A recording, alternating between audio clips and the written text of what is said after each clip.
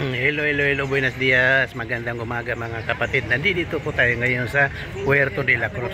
Lakad-lakad po tayo, video po tayo mga kapatid. Ito po yung ating pasyalan dito. Medyo malayo-layo po ito sa Santa Cruz.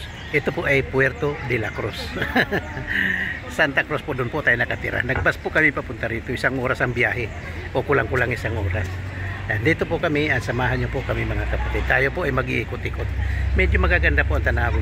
Kaganina po doon sa mga short video ko. Meron po tayong mga pinapakita po doon kaganina. Kaya dito po muna tayo ngayon. At tayo po ay mag-iikot-ikot.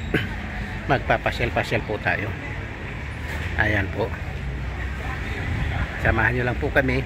Hindi ako masyado makapagdaldal kasi medyo nahihiya po ako magdaldal. Pero lakasan lang po ng loob, daldal ng kaunti, tahimik ng kaunti, ganun lang po yun. Kaya sama-sama po tayo mga kapatid. Ayan po.